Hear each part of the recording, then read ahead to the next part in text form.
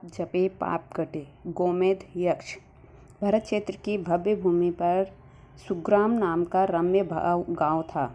वहाँ गोमेद इत्यादि अनेक यज्ञों का करने वाला एक ब्राह्मण रहता था। गोमेद नाम के यज्ञ कराने में होशियार होने के कारण वह ब्राह्मण लोगों में गोमेद ब्राह्मण नाम से प्रसिद्ध हुआ। अज्ञान के अंधकार के कारण वह धर्म के नाम पर अनेक प्राणियों की हिंसा करता था। जीव हिंसा के भयानक पाप कर्म के फलस्वरूप उसकी पत्नी और पुत्रों की मृत्यु हो गई। परिवार विहीन वह अकेला हो जाने से अत्यंत दुखी हुआ।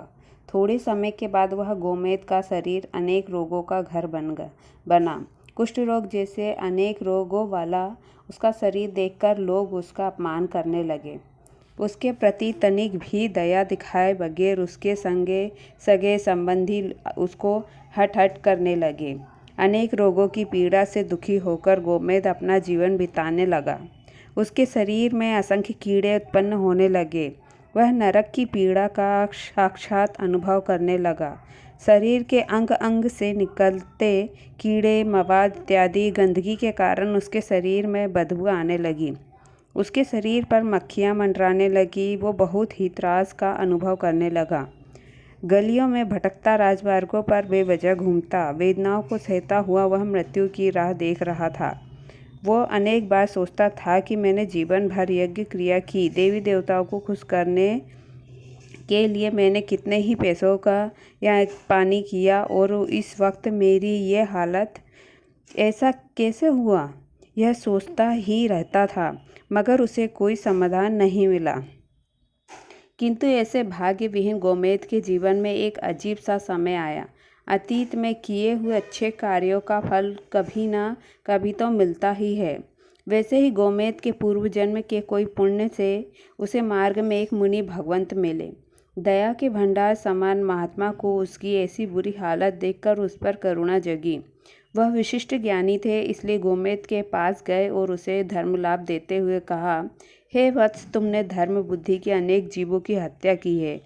तुमने जो बुरे काम किए हैं उसका अंजाम है ये पाप कर्मों का फल तो तुम्हें नरक गति में भी मिलेगा।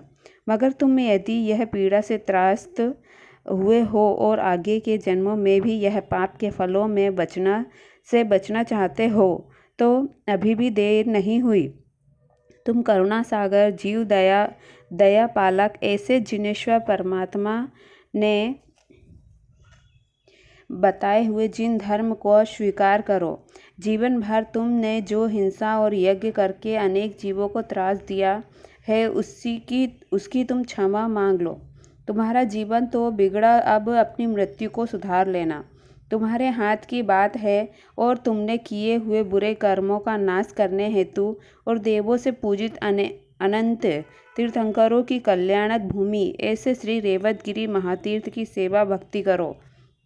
वहाँ गौरवपूर्ण गढ़ गिरनार की महिमा अपरंपार है। वैसे वह गिरनार पर विराजित भगवान श्री नेमिनाथ प्रभु के जाप और ध्यान करने से तुम्हारे सर्व पापों का क्षय हो जाएगा।